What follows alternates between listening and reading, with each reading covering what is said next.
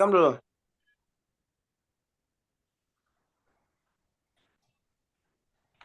Baik, Nah, Assalamualaikum warahmatullahi wabarakatuh. Waalaikumsalam Waalaikumsalam warahmatullahi warahmatullahi wabarakatuh. wabarakatuh. Pertama dan utama sekali, marilah kita panjatkan puji dan syukur atas kehadiran Allah Subhanahu wa Ta'ala yang telah melimpahkan rahmat dan hidayahnya sehingga kita dapat hadir di dalam diskusi materi kita pada hari ini. Selanjutnya, salat beserta salam tidak lupa pula kita hadirkan pada Nabi besar yaitu Nabi Muhammad SAW.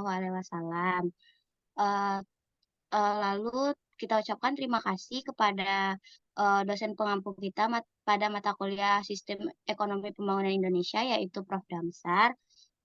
Di sini kami akan mempresentasikan hasil diskusi kami, yaitu materi tentang pembangunan perkotaan. Sebelum itu, di sini kami akan memperkenalkan diri terlebih dahulu.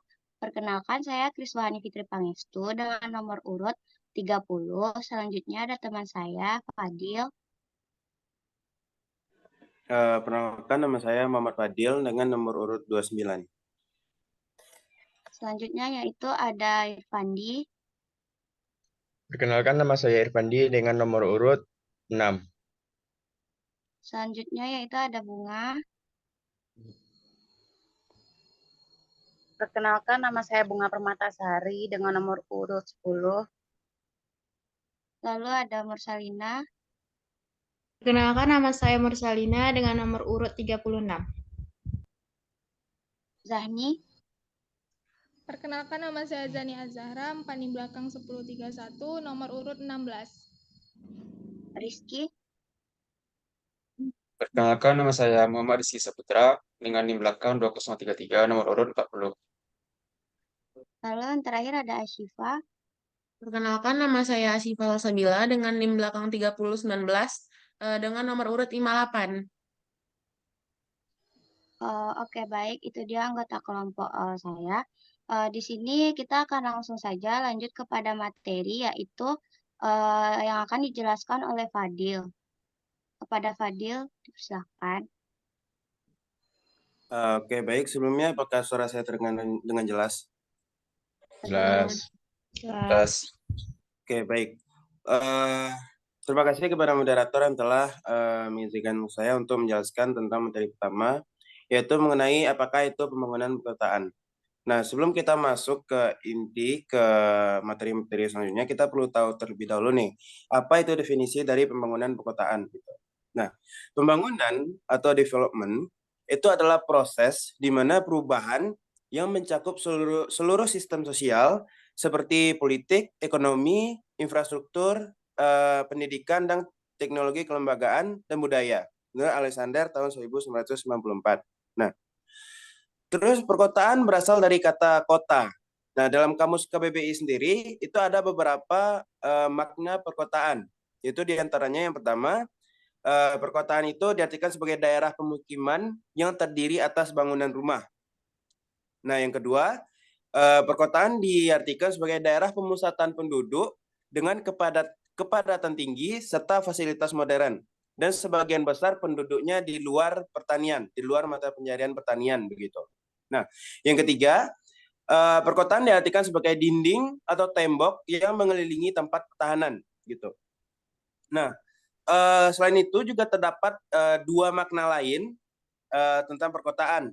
Itu diantaranya yang pertama diartikan sebagai daerah atau kawasan kota, dan yang kedua yaitu kelompok pemukiman yang terdiri atas tempat tinggal dan tempat kerja pertanian gitu.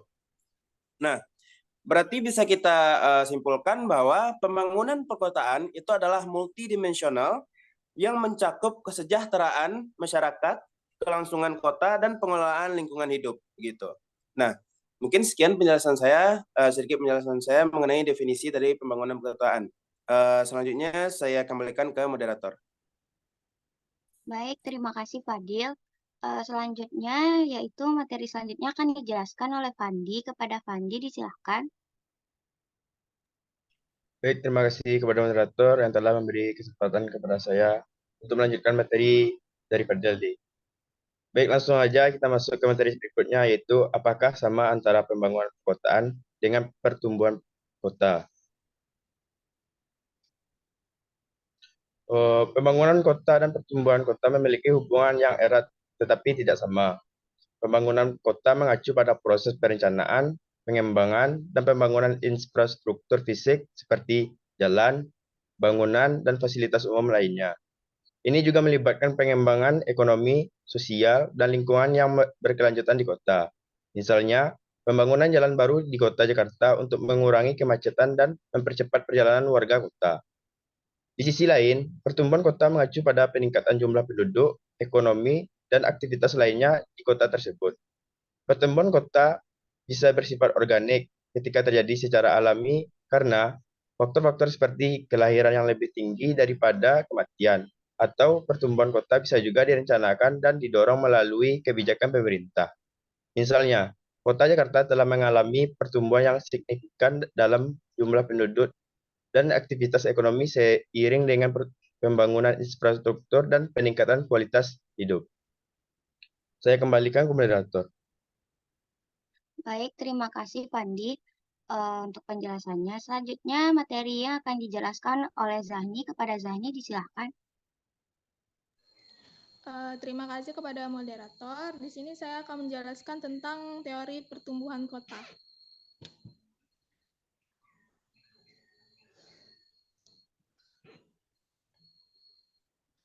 Yang pertama itu ada teori konsentris. Ernest Burgess, seorang sosiologi asal Chicago, AS, menjelaskan mengenai struktur kota yang berkembang secara teratur, mulai dari bagian inti kota hingga ke bagian pinggirannya. Pola ruang dari suatu kota semakin luas hingga menjauhi titik pusat kota. Menurut teori ini, manusia memiliki kecenderungan untuk berada sedekat mungkin dengan pusat kota, yang menyebabkan kota berkembang menjadi bentuk konsentrik dengan pusat kota sebagai intinya. Kota dibagi menjadi 5 zona, yaitu zona pusat daerah kegiatan, PDK atau CBD, zona peralihan ekonomi, zona kelas rendah, zona kelas menengah, dan zona pinggiran. Setiap zona memiliki karakteristik dan fungsi tertentu yang mencerminkan dinamika sosial dan ekonomi kota tersebut. Contoh kota yang mengikuti pola ini adalah Chicago, di mana daerah pusat kegiatan seperti pertokoan, perkantoran, dan gedung kesenian berada di pusat. Sementara daerah lainnya berkembang ke arah luar.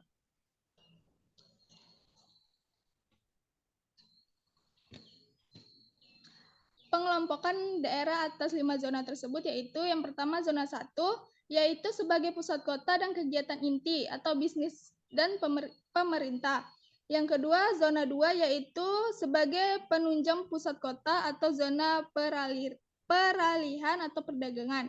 Yang ketiga, zona 3 yaitu sebagai pemukiman kelas pekerja atau buruh. Daerah ini dipilih sebagai tempat tinggal agar biaya transportasi pekerja tidak mahal. Yang keempat, zona 4 yaitu pemukiman kelas pekerja menengah.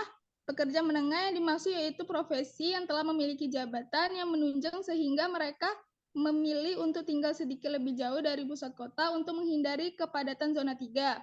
Yang kelima itu ada zona 5, yaitu pemukiman bagi orang-orang yang menginginkan tempat tinggal yang tenang, jauh dari keramaian kota. Zona ini merupakan pemukiman yang beralih ke zona pertanian. Segitu saja materi yang bisa saya sampaikan. Saya kembalikan kepada moderator. Baik, terima kasih kepada Zani. Selanjutnya materinya akan dilanjutkan yaitu oleh Rizky. Kepada Rizky, disilahkan. Baik, terima kasih kepada moderator. Materi selanjutnya, teori pertumbuhan kota yang kedua, yaitu teori sektoral yang dikemukakan oleh Omerhoid pada tahun 1939. Di mana dalam kajian pembahasannya, teori sektoral merupakan berbagai unit kegiatan yang ada di perkotaan yang tidak mengikuti zona teratur secara konsentris, namun membentuk berbagai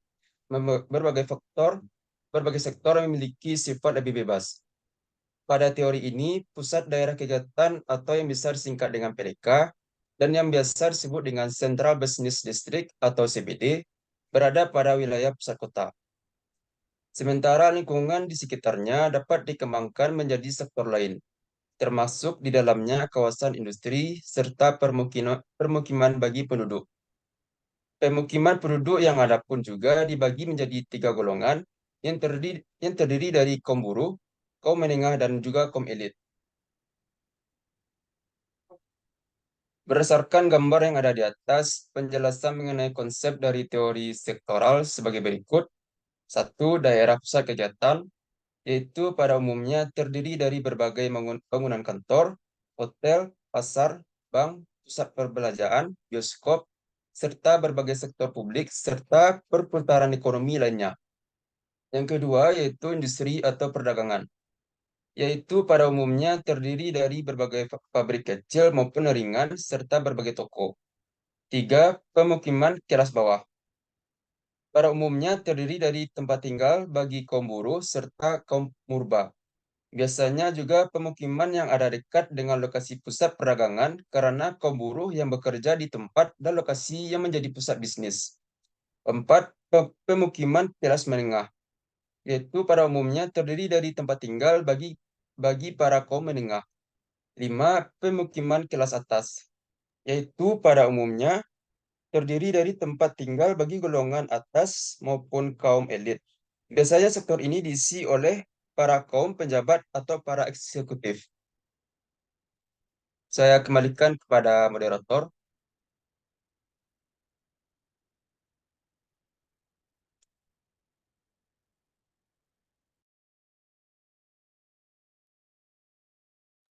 Baik, terima kasih kepada Rizky. Selanjutnya materinya akan dilanjutkan oleh Bunga. Kepada Bunga, disilahkan.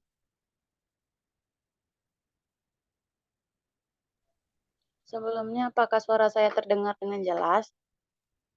Terdengar. Dengar. Baik, saya lanjutkan. C. Teori inti ganda. Yaitu gagasan utama dari teori ini adalah inti dari pusat dari suatu kota tidak hanya berada di pusat atau tengah kota tersebut, namun beberapa inti yang terpisah. Inti-inti tersebut berkembang berdasarkan penggunaan lainnya yang fungsional. Teori ini menekankan pada peran dua pusat dan struktur kota dan bagaimana mereka saling berinteraksi. Contoh, kota dengan struktur inti ganda adalah kota-kota yang memiliki dua pusat kegiatan utama, seperti New York yang memiliki dua pusat perekonomian utama di Manhattan dan Brooklyn. Selanjutnya, teori ini mengelompokkan 9 zona di struktur keruangan, yaitu yang pertama zona 1, daerah pusat kegiatan, yaitu pusat kota kegiatan ini bisnis dan perdagangan. Yang kedua, zona 2, daerah grosir dan manufaktur, yaitu pada umumnya digunakan sebagai kawasan niaga dan serta industri ringan. Zona 3, daerah pemukiman kelas rendah, yaitu pekerja kelas bawah umumnya akan memiliki tempat tinggal yang mendekati pusat kota untuk meminimalisasi biaya transportasi. Zona 4, pemukiman kelas menengah, yaitu pada umumnya terdiri dari tempat tinggal bagi para kaum menengah yang dekat dengan kota. Zona 5, pemukiman kelas tinggi, yaitu pemukiman bagi orang-orang yang menginginkan tempat tinggal yang tenang jauh dari keramaian kota. Yaitu zona 6, daerah manufaktur berat, yaitu umumnya jauh dari pemukiman atau pusat kota. Zona 7, daerah di luar pusat kegiatan, yaitu khusus pada daerah pusat bisnis di luar kota, terbentuknya karena ada kepentingan bisnis, namun tidak melakukannya di pusat kota.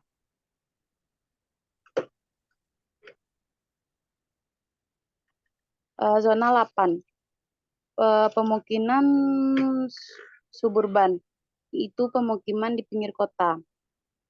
Zona ke-9 yaitu daerah industri suburban, yaitu daerah penunjang kota. Terima kasih, saya kembalikan ke moderator. Baik, terima kasih Bunga atas penjelasannya. Selanjutnya materinya akan dijelaskan oleh Mursalina. kepada Marcelina, disilahkan. Baik, terima kasih kepada moderator. Selanjutnya itu ada teori poros yang dikemukakan oleh Babcock 1932, di mana menjelaskan bagaimana jalur transportasi berperan utama dalam memberikan pengaruh pada struktur ruang kota, karena mobilitas fungsi dan penduduk mempunyai intensitas yang seragam. Daerah yang dilalui transportasi akan mengalami perkembangan fisik yang lebih baik. Bisa dilihat pada gambar di bawah, di mana zona 1 sebagai berketerangan daerah pusat kegiatan atau DPK dan sentra business district atau CBD. Zona 2 itu zona peralihan, zona 3 yaitu perumahan dengan pendapatan rendah atau kelas menengah ke bawah, zona 4 yaitu perumahan dengan pendapatan menengah. Selanjutnya itu ada teori historis yang dikemukakan oleh Alonso 1964, yaitu didasari atas nilai sejarah yang berkaitan dengan perubahan tempat tinggal penduduk di kota tersebut. Perubahan yang dimaksud yakni masyarakat tertarik untuk membangun permukiman di pinggiran wilayah pusat kota, karena wilayah tersebut mengalami perubahan teknologi yang cepat di bidang transportasi dan komunikasi. Bisa dilihat pada gambar di bawah, yaitu zona 1 sebagai daerah pusat kegiatan DPK dan Central Business District atau CBD, zona 2 sebagai daerah peralihan, zona 3 sebagai daerah kelas rendah, zona 4 sebagai daerah kelas menengah, dan zona 5 sebagai daerah kelas tinggi. Selanjutnya itu ada teori konsektoral tipe Eropa yang dikemukakan oleh Peterman 1965. Yakni teori yang dikemukakan oleh Peterman di Inggris pada tahun 1965 yang mencoba untuk menggabungkan teori konsentris dan sektoral. Akan tetapi di sini teori konsentris lebih ditonjolkan. Bisa dilihat pada zona pertama yaitu ada pusat kota, zona kedua itu ada zona peralihan, zona ketiga ada sektor C dan D. Terus selanjutnya itu ada sektor B, itu zona rumah dan zona rumah lebih besar. Sektor A itu ada zona rumah dan rumah tua yang besar. Zona 4 itu ada permukiman dan perkembangannya ke pinggiran. Zona 5 itu ada desa-desa yang dihuni para pengelaju. Dan di situ ada sektor kelas menengah ke bawah, sektor kelas pekerja, dan sektor industri dan pekerja kelas terbawah urban. Selanjutnya itu ada teori konsektoral tipe Amerika Latin yang dikemukakan oleh Ernest dan Larry pada tahun 1980, di mana teori ini di mana Ernest dan Larry melakukan penelitian di Amerika Latin pada tahun 1980. Teori ini bisa dilihat pada gambar di bawah, di mana berisi keterangan bahwa zona 1 itu daerah pusat kegiatan atau DPK dan Central Business District atau CBD. Zona 2 itu daerah perdagangan atau industri. Zona 3 itu ada sektor permukiman kelas elit. Zona 4 itu ada permukiman yang lanjut perkembangannya. Zona 5 itu ada daerah berkembang secara setempat. Dan yang terakhir yaitu ada zona 6 yaitu permukaan liar.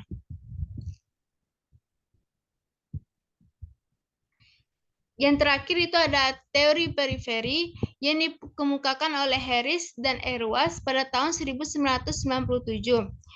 Yaitu mereka melihat bahwa jalan raya memberikan dampak terhadap gerak orang dan jasa dalam menjauhi pusat kota ke periferi atau pinggiran kota. Teori ini merujuk pada perkembangan kawasan industri dan perkantoran. Sekian dari saya kembalikan kepada moderator. Baik, terima kasih kepada Marcelina. Materi selanjutnya akan dijelaskan oleh Ashifa. Kepada Ashifa, disilahkan. Baik, saya akan melanjutkan materi. Apa itu paradoks perkotaan? Paradoks perkotaan adalah fenomena yang terjadi ketika perkotaan memiliki kemajuan ekonomi dan infrastruktur, tetapi sebagian besar penduduknya masih hidup dalam kekurangan, baik ekonomi maupun sosial. Ini disebabkan oleh kesenjangan internal perkotaan atau intra-urban disparities yang menyebabkan adanya kemajuan yang tidak terjangkau oleh sebagian besar penduduk perkotaan. Paradoks perkotaan menunjukkan bahwa meskipun perkotaan dapat meningkatkan perekonomian dan kesejahteraan sosial secara keseluruhan, terdapat kesenjangan yang signifikan antara kemajuan tersebut dan kondisi warga perkotaan. Solusi untuk mengatasi paradoks ini melibatkan upaya untuk meningkatkan kesejahteraan seluruh warga perkotaan dan memperbaiki kondisi organisasi informal. Paradoks ini mencakup beberapa aspek utama. Satu, kemajuan perkotaan. Kemajuan perkotaan seringkali tidak disertai dengan peningkatan kesejahteraan semua warga perkotaan. Kesenjangan perkotaan internal atau intra-urban disparities menjadi paradoks kemajuan perkotaan, di mana kemajuan ekonomi perkotaan hanya dinikmati sebagian penduduknya, sementara sisa hidup dalam kekurangan. Dua, permukiman informal. Penduduk yang hidup dalam kekurangan seringkali tinggal di daerah yang bukan peruntukannya dan memiliki fasilitas penunjang kehidupan yang minim, seperti organisasi informal atau permukiman informal. Permukiman informal seringkali memiliki kualitas perumahan yang buruk, penghuni yang padat, minim akses terhadap air bersih, tidak memiliki sanitasi yang memadai, dan keamanan yang kurang menjamin. Ketiga, ada pengangguran. Angka kemiskinan yang tinggi di perkotaan, khususnya di organisasi informal, menjadi salah satu wujud nyata paradoks kemajuan ekonomi perkotaan. Fenomena ini umum terjadi di sejumlah negara maju maupun berkembang. Yang keempat, solusi. Untuk mengatasi paradoks kemajuan perkotaan, diperlukan komitmen dari seluruh kepala negara untuk memperbaiki kehidupan perkotaan. Hal ini termasuk mewujudkan kehidupan perkotaan yang inklusif, aman, serta memiliki ketahanan dan berkelanjutan. Saya kembalikan kepada moderator. Baik, terima kasih ya Syifa untuk penjelasannya. Selanjutnya, materi selanjutnya yang akan saya bacakan yaitu materi tentang apa saja paradoks dari pembangunan perkotaan. Next. Baik, yang pertama itu ada perumahan mewah versus perumahan kumuh. Di sini pertama ada konstruksi sosial, atas, dan tempat tinggal. Tempat tinggal sebagai benteng kehidupan dari keluarga, tempat tinggal sebagai taman surga, tempat tinggal sebagai stratifikasi sosial, tempat tinggal sebagai identitas, lalu juga ada tempat tinggal sebagai investasi. Yang kedua yaitu pembangunan dengan penggusuran. Yang ketiga, membangun rumah kaya wisma. Yang keempat, aktor dan aksinya. Dan yang kelima, ada alternatif kebijakan. B. Ekonomi formal versus ekonomi informal. Yang pertama yaitu konsep aktivitas ekonomi. Yang kedua ada akar teori paradoks aktivitas ekonomi perkotaan. Yang ketiga ada konsep ekonomi formal, informal, dan ilegal. Yang keempat pesona ekonomi formal. Yang kelima jenis ekonomi informal. Yang keenam motif bekerja di sektor informal. Yang ketujuh formalisasi sektor informal dan informalisasi sektor formal. Yang kedelapan yaitu ada pola kontribusi konsumsi rumah tangga. Yang sembilan, paradoks ekonomi informal. C yaitu ada ruang privat versus ruang publik. Yang pertama ada antara ruang privat dan ruang publik. Yang kedua, ruang privat untuk publik sebagai arena gaya hidup. Yang ketiga, ruang privat untuk publik sebagai stratifikasi sosial. Yang keempat, yaitu ruang privat untuk publik sebagai arena globalisasi. Yang kelima, ruang publik sebagai arena kehidupan publik. D, yaitu transportasi pribadi versus transportasi umum. Yang pertama, ada realitas transportasi perkotaan. Yang kedua, moda transportasi pribadi sebagai gaya hidup. Yang ketiga, moda transportasi pribadi sebagai stratifikasi sosial. Yang keempat, moda transportasi pribadi sebagai investasi. Yang kelima, persaingan moda transportasi di jalan raya. Serta yang keenam, yaitu alternatif kebijakan. Segitu saja, mungkin materi selanjutnya yang terakhir yaitu akan dijelaskan kembali oleh Ashifa. Kepada Ashifa disilahkan. Baik, saya akan menjelaskan materi apa kaitan antara paradoks perkotaan dengan pembangunan perkotaan.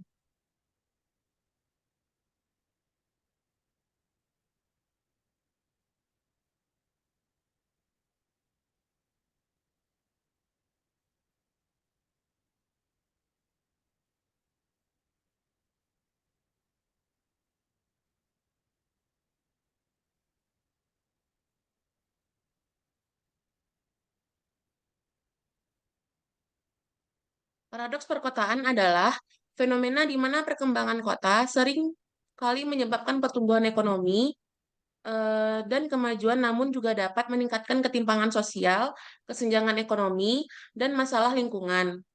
Kaitannya dengan pembangunan perkotaan adalah bahwa upaya pembangunan kota seringkali bertujuan untuk mengatasi masalah-masalah ini. Tetapi dalam beberapa kasus, pembangunan tersebut malah dapat memperburuk paradoks perkotaan dengan menciptakan lebih banyak masalah sosial, ekonomi, dan lingkungan. Sebagai contoh, pembangunan infrastruktur yang tidak terencana dengan baik dapat menyebabkan kemacetan lalu lintas yang lebih buruk atau pembangunan perumahan mewah yang meningkatkan harga tanah dan menyebabkan gentrifikasi, mengusir masyarakat lokal yang kurang mampu.